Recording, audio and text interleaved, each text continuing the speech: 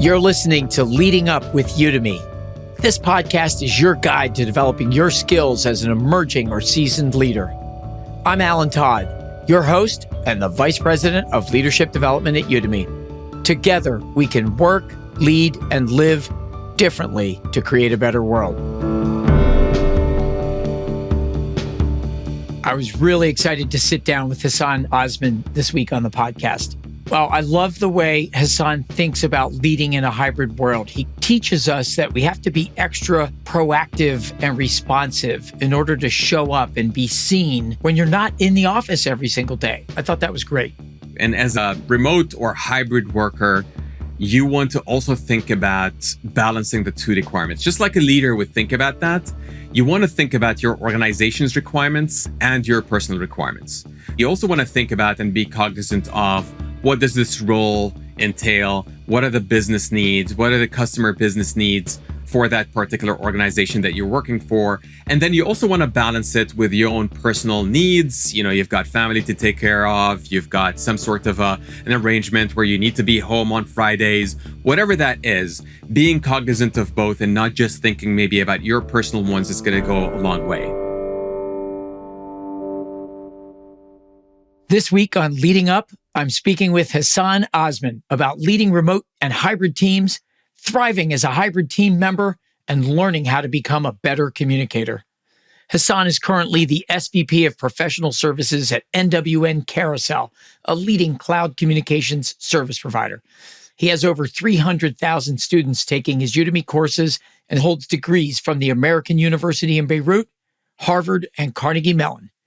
In his free time, he writes short books for busy managers, many of which are Amazon bestsellers. He documents his writing journey on his podcast, Writer on the Side.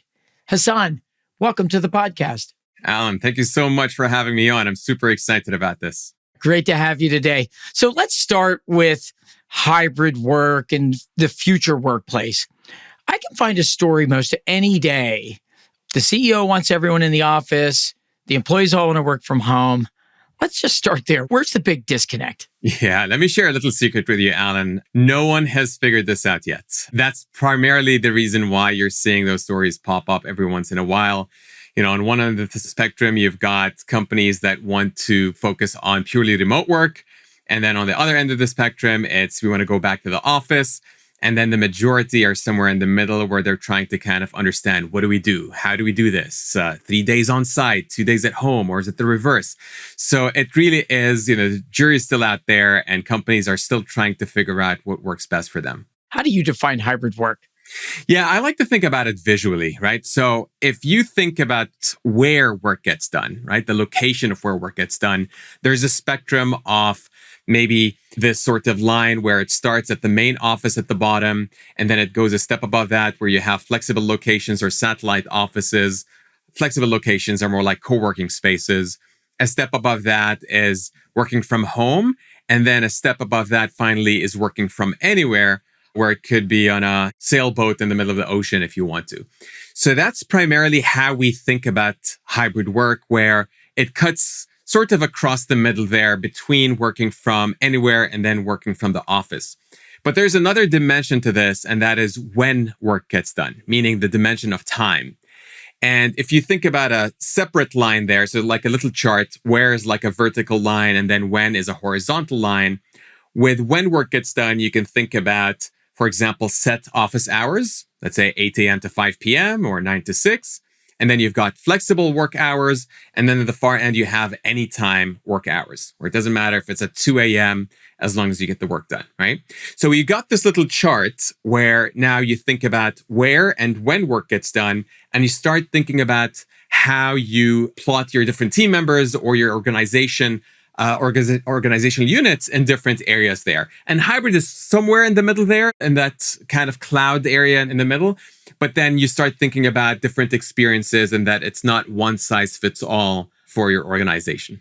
I think that's a helpful framework. So where it gets done, headquarters or fully remote and somewhere in the middle, and when it gets done during office hours, all the way at the other end, can be done anytime.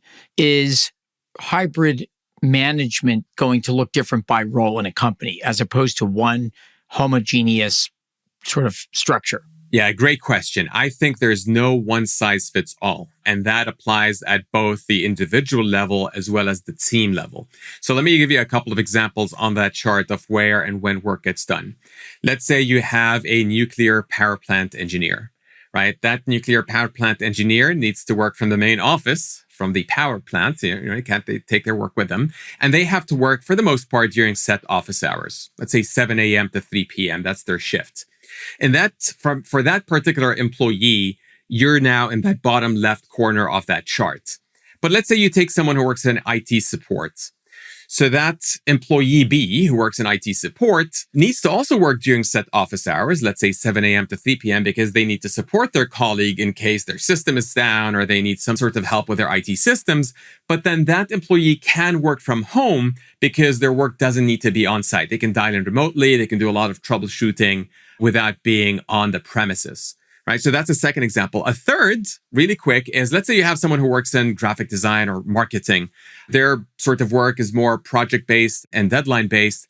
So they can work from anywhere and they can work at any time because you don't care as long as you get that project done on Thursday afternoon. Right. So they are on the far top right of that chart when you look at it. So different functions, different roles within the organization can have different hybrid work arrangements. And you can apply this not just at the individual level, but let's say as a function, right? Sales, for example. One of the things I heard, I spent a good piece of last year working with the Conference Board, a nonprofit think tank in New York, studying leading in a hybrid world.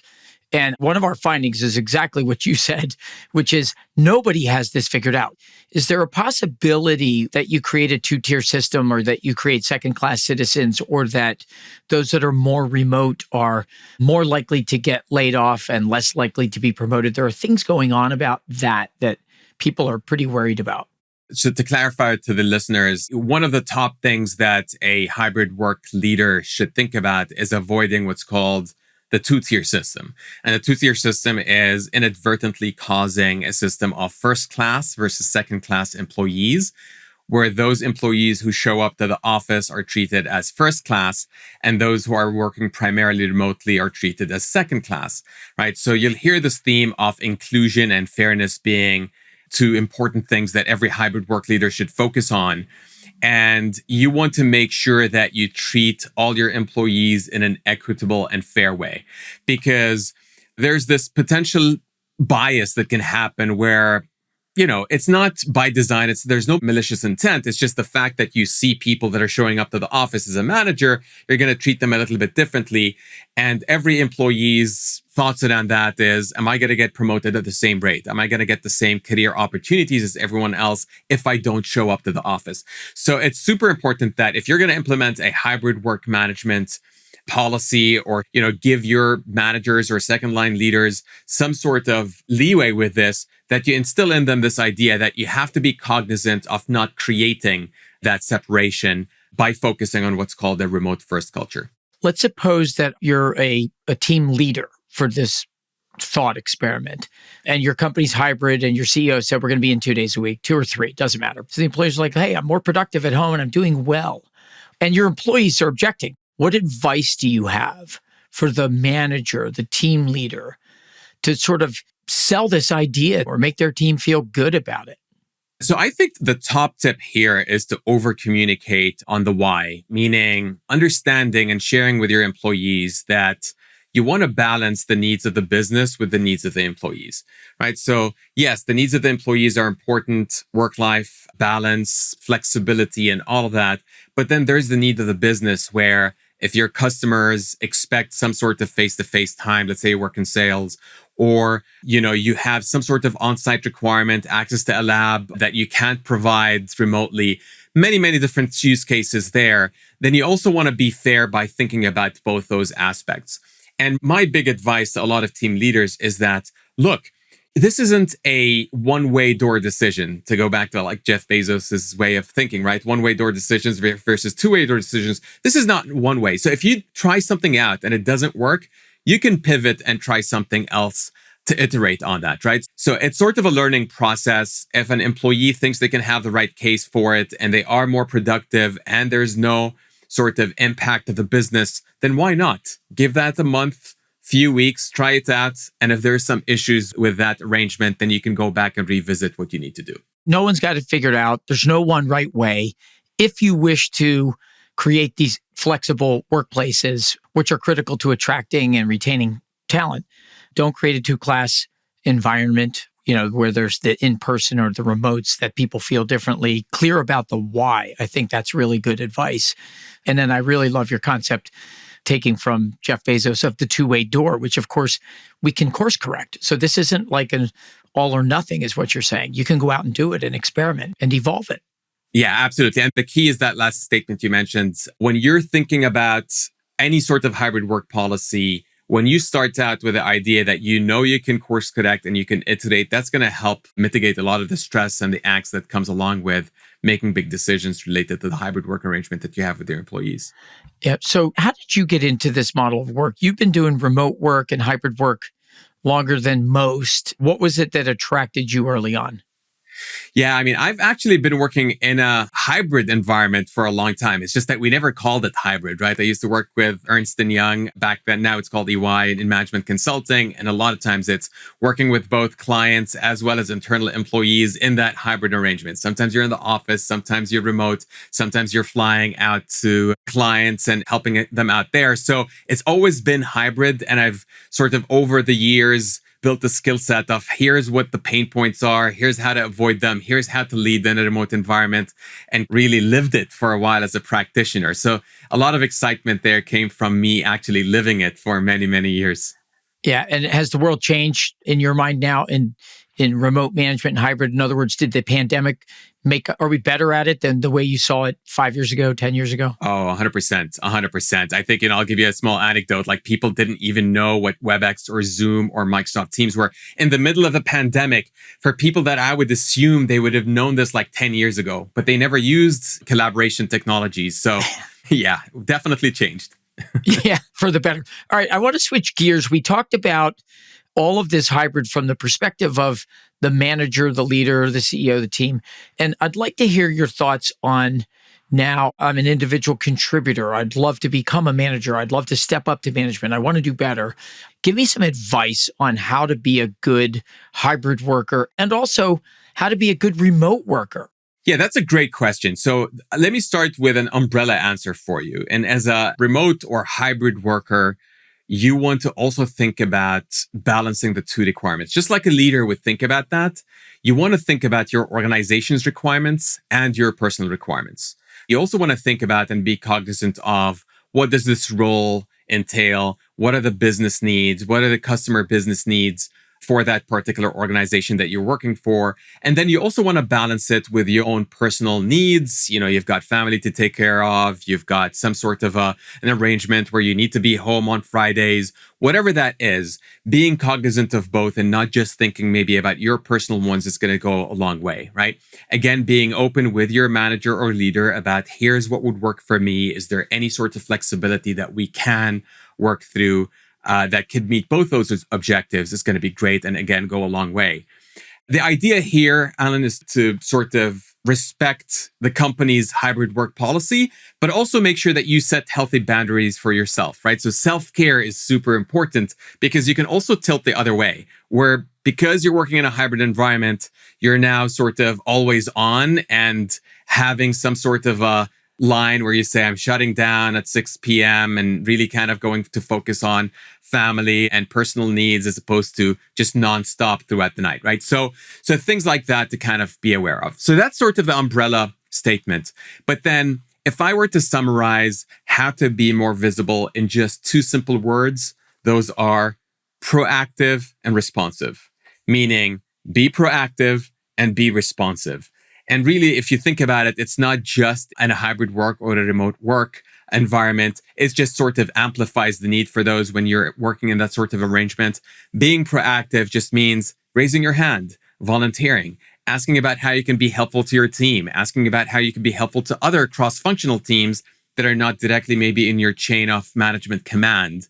And then being responsive, it's just saying that you're going to be doing something and actually doing it, following through, getting back to people on time, particularly in a hybrid environment where someone sends you an email, it's very easy to kind of dismiss it. Or getting back to it in 48 hours as opposed to a quick, hey, I got it, or I'll get back to you in a couple of days. So minor things, but that really mean a lot in hybrid environment that can get you further in your career and advance that for you. I love that. Be proactive, be responsive.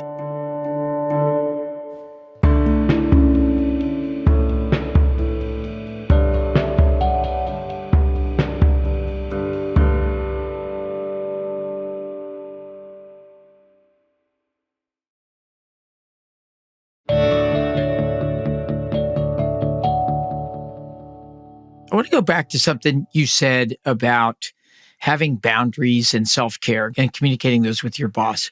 One thing I've heard a lot of people say early career and just anybody in these individual contributor in a role where there's such a power imbalance, they're like, I don't feel comfortable communicating those boundaries. I mean, do you see that? Do you have advice for people? Like, how do you get up the courage to actually say, I have boundaries when you actually don't have the courage to say it? What could we do to help people that are stuck there?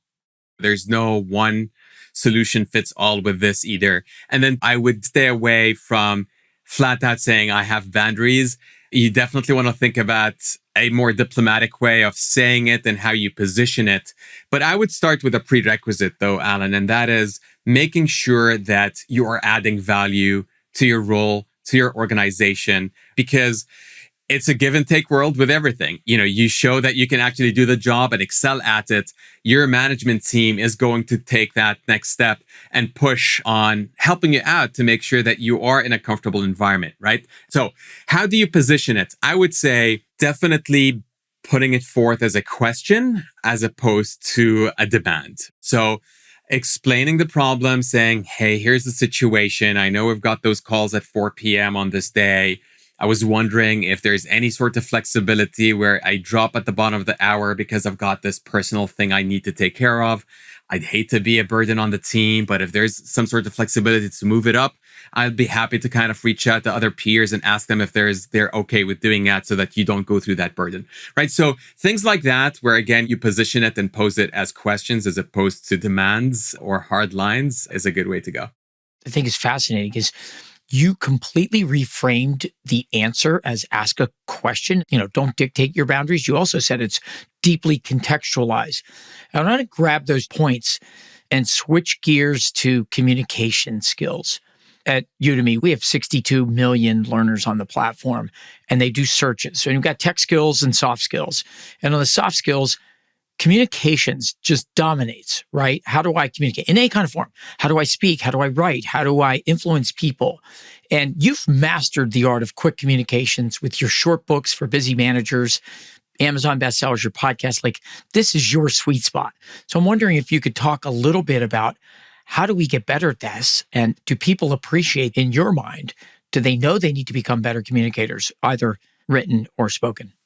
Yeah, so quite a bit to unpack there. Great questions. I think everyone highly appreciates better communication, whether you're on the receiving end or on the end of you actually communicating things out. And the reason why is because it also minimizes a lot of the back and forth, right? So when you communicate clearly, you're hopefully going to get a clear answer back or get to what exactly we want to get to.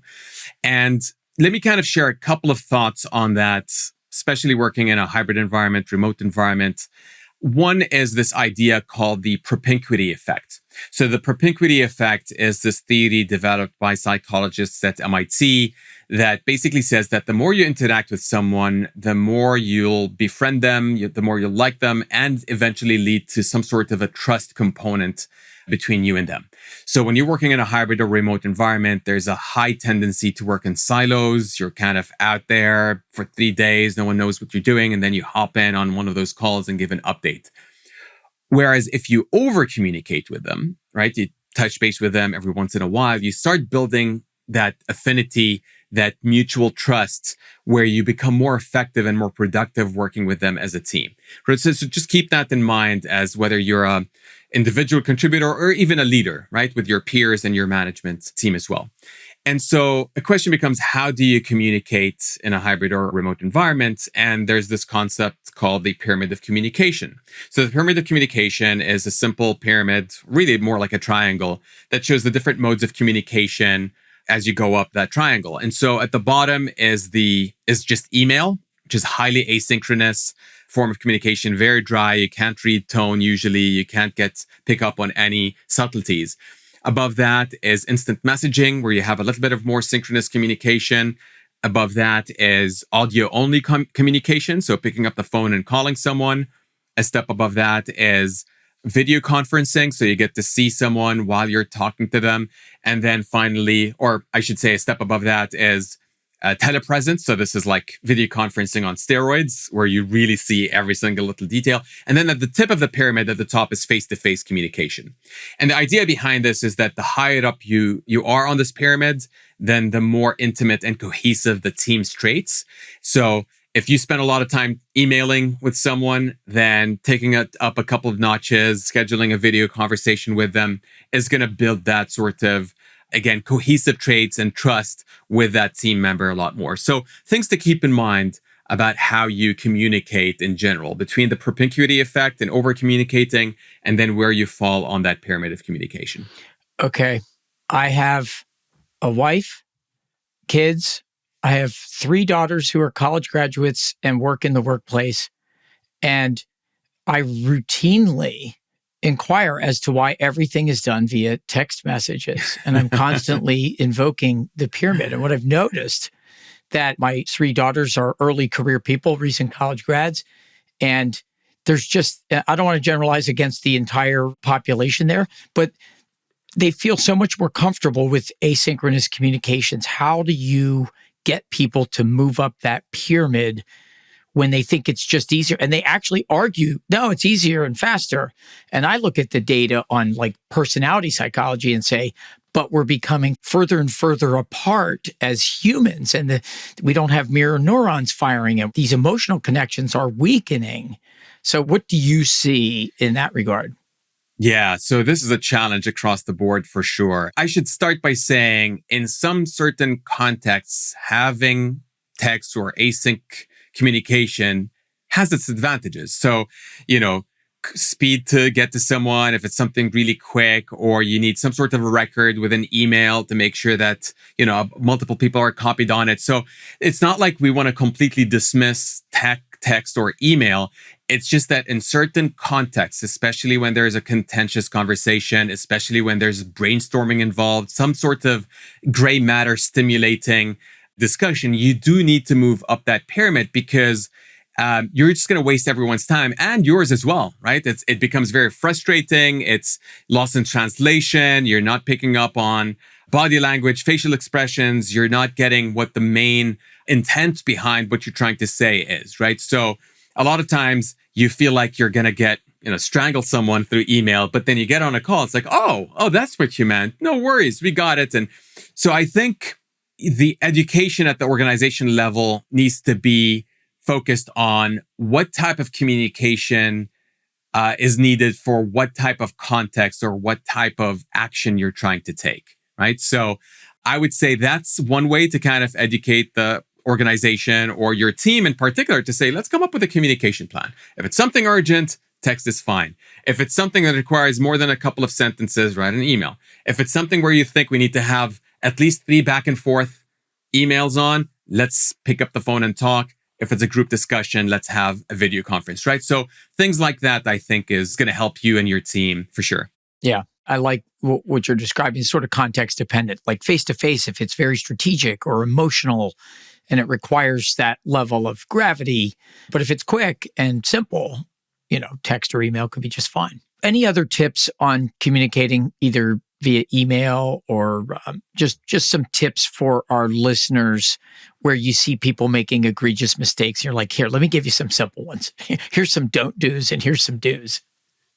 Yeah, absolutely. I'm going to give you 3 quick ones on email specifically, because that's a huge time waster in organizations. First one is assign tasks in your emails using what's called the 3 W's. So if you're a leader, if you're a manager, or even if you're a team member who's leading something, use the three W's to assign tasks. What are the three W's? It's the who, the what, and the when, right? So the who is a specific person. So it's Alan. It's not, hey, team, right? So it's Alan. The what is a specific ask. So instead of, hey, I need the latest status on what's going on, say something like, I need a couple of slides in PowerPoint on the status, one with a timeline, the other with 5 bullet points on status, right? So you're being very clear, not making any assumptions. And then the when is a big one. When meaning, when do you need things done by? Instead of saying a few days, which to some might mean 3 and others might mean 33, giving them a specific day, date, and time is going to help. Thursday, July 16th, 5 p.m. Eastern time, right? So who, what, and when, keep it simple. You're going to get a lot more traction there. Another is try to keep your sentences or your emails 5 sentences or less. Get to the point, keep it brief, keep it concise. You don't need to go on for 7 paragraphs on it. However, if you absolutely need to send a long email, then break it into 2 parts. Part 1 is a quick summary, which is 5 sentences or less, and then add the details for any additional context that you want to send out. All right, so kind of keep it there. And then the final third quick one is make your emails scannable, right? No one has the time to read emails. People scan them these days. So use bullet points, use subheadings, use, maybe highlight things, bold them out that you want to kind of call them out. If you're asking someone specific by their name, kind of bold it or highlight it, whatever you want to do, just make them scannable. So I can talk for a lot more on that, but I'll leave you with just those 3. Yeah. Well, those are a great set of tips. Like all of this communicating, email, who, what, when, get to the point, make your point, 5 sentences or less, like really good stuff, and scannable bullets. You've had a remarkable run with mastering the day job and having a creative outlet on the side. How do you balance the full-time work with all of these creative outlets that you've done just phenomenal with? Well, first of all, thank you for the kind words. I appreciate that. And very, very simply, this is fun for me. Like, I absolutely enjoy teaching. Udemy is my go-to platform for teaching. I encourage anyone who's interested or has got knowledge that they'd like to share with the world. Udemy makes it super simple for you to go and kind of publish, and it even guides you through the whole process. But to me, it's personal fulfillment. Like, I just enjoy it. I love kind of writing out my thoughts. I just enjoy teaching. So whether it's in written form, whether it's a book or it's a course, I balance it because, again, it's like, some people love watching Netflix, which is no issue with that at all. I binge watch as well. Some people love skiing, swimming, whatever. I actually enjoy sitting down, a little bit of a nerdy side of me, and kind of writing out and sharing knowledge with others. So it starts there. And I highly recommend that you think of this not as sort of like a side hustle, but really think of it as skill development, as something that you want to do because you really want to do it, even if it didn't make the additional income for you. Yeah. So you start with, you have a passion for this. So I think you have to find your passion. And let's say once you have your passion and topic, you've figured those things out. Is there a process you follow? Do you make an outline? Do you write it? Do you watch TV? Are you sitting on the couch? Do you have quiet time? Like any kind of inside tips on how to do that? I absolutely have several tips on that. First, let me start with the first step, which is if you want to write a book, let's say, which is a similar process to publishing a course, by the way, as well. But I would start with the interest. But then there's also 2 other components. There's experience and market, meaning think of a Venn diagram, those 3 circles intersecting. So interest, meaning choose something you're interested in. Bucket 2 or circle 2 is experience, meaning something you have some sort of experience in. And then the third is having some sort of a market, active buy-sell market for that topic, right? The people are interested in learning about, let's say, ChatGPT, or they're interested in learning about AI. So you want to make sure that it's there, and then kind of focusing on the intersection of those 3. If it's a topic that meets those 3 criteria, I usually kind of go for it. So kind of select that. But then I really start out with step 1 is coming up with a title and subtitle for whatever I want to create. If it's a book, I want to make sure I nail down the topic where it's small enough for people to consume without trying to solve world hunger.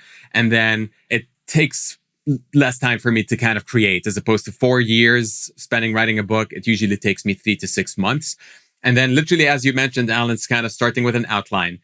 Big thoughts. How do you want to think about structure and so on and so forth? And then filling in the gaps on that while I'm listening to music and writing things out.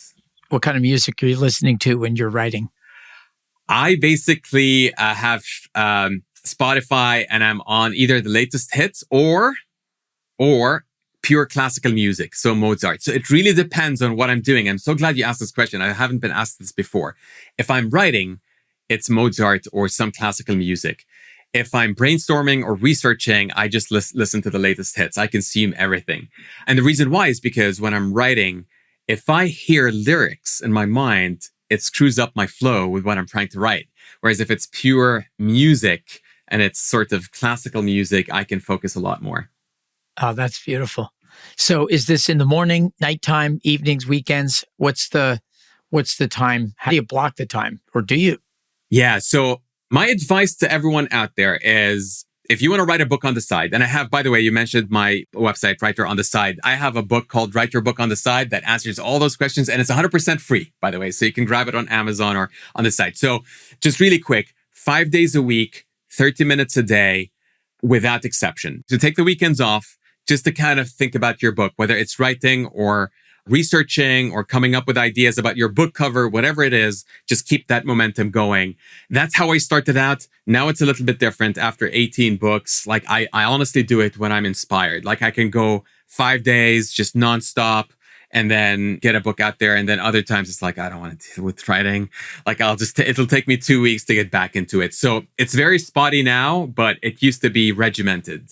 5 days a week and 30 minutes every day. And it took me 6 months when I was starting out on a part-time basis to get a book published. Yeah. So we had Dory Clark on the podcast who wrote a book called The Long Game. And when you talk about your process, it just made me think about Dory. And one of the things she says is that early this can feel kind of painful and there's no results and no results and no results, right? And like success it's not linear, it's exponential. Like you might not see anything for a long time and then all of a sudden you see a lot. For people that are struggling, is this instant success or do I think about the long game here? And is there a period of muddling through in which you're dying to just quit and you've got to persevere?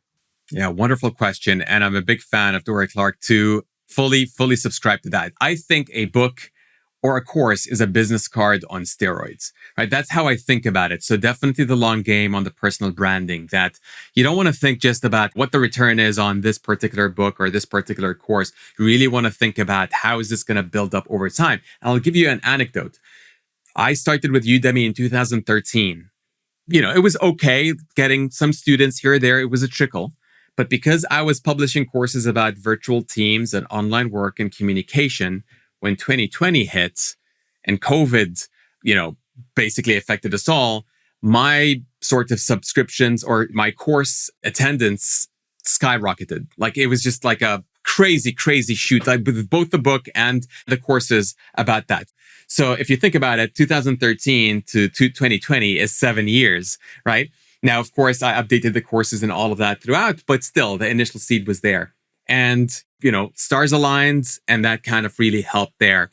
I think the same way with every single product I put out there, whether it's a book or a course, that yes, it is cumulative, but you're playing the long game and don't be short-sighted about this. It really will pay off at some point later in the future. Yeah, I love it. So Hassan, as we wrap up here, we have a question we ask all of our guests, and that is, what are you curious about and learning now? So the big one is for me right now, Alan, is this whole ChatGPT AI revolution. I mean, generative AI specifically, right? How is this going to affect everything from the author side? So me writing books on the side, creating content on Udemy, as well as how is it going to affect my day-to-day job in the workplace, right? So how is this disrupting the world? I'm going to give you a quick anecdote here. So I write those short books for busy managers. When I was writing my last book about presenting to executives, I started using ChatGPT. And then after I saw how insane it is, I said, I'm going to stop writing it and I'm going to write a book about ChatGPT using the help of ChatGPT. And I managed to get that out there within a week. We talked about 3 to 6 months for a regular book. And then that took me only a week to get published, obviously with a caveat that ChatGPT helped. But think about the productivity lift that you get, not just from writing books, but also other tasks and day-to-day tasks. So to me, I'm just fascinated with how that's going to change things going forward. And the big question for me that I'm researching now is not how those tools can help us write better, but how can they help you write in your own style, right? So it's like taking what I've done in the past, loading the tool with it, and then coming up with an email or a short book or a paper in my own style as opposed to its own style or the collective knowledge of what's out there on the internet. I'm just dying to ask a follow-up question. Is there a downside to ChatGPT that you see as sort of Faustian bargain? Are we trading our soul? Or are we losing something as humans if we start to meld with machines at that level? Is there a downside? There is a downside, and I'll tell you what it is. At this point, a lot of people are treating it as a replacement and not as an aid. To me, ChatGPT today should be viewed as, let's say, an intern who is trying to help you out with your day-to-day job. So they know some sort of context about what you're trying to do, but they can't replace you. And the onus is still on you to be able to review that information and guide it and, create something that you're proud to put your name on it as a stamp, right? So I think that's where right now we're seeing the downside. It's like people are using it just as a replacement. Keep in mind that ChatGPT today does hallucinate. So it's still creating things that are not true, just blatantly false. And people are just submitting them as is on either content blogs or what have you. But I think there's tremendous potential. There's a course on Udemy that I have called ChatGPT for Better Business Communication that's been doing fairly well. And people are kind of taking, how do I apply that in my day-to-day job without losing a piece of me and using it again as an aid, not as a replacement. Yeah, I think we'll end it right there. Hassan, thank you so much for joining us on the podcast. Thank you so much for having me. This is fun. Thanks again to Hassan Osman for joining us on the podcast. Follow Leading Up, a podcast from Udemy Business, wherever you find your podcasts. Listen to new episodes every Wednesday. Did you learn something new this episode? If you did, and I hope you did, consider telling a friend about the show or sharing the show on LinkedIn. We want to inspire as many leaders as we can. To learn more about Leading Up or how Udemy can help you develop leaders at scale and move business forward, visit business.udemy.com. The Leading Up podcast is produced by Udemy in partnership with Pod People. Special thanks to our production team, Alex Vigmanis, Amy Machado, Brian Rivers, Danielle Roth, and Carter Wogan. Our original theme is by Soundboard.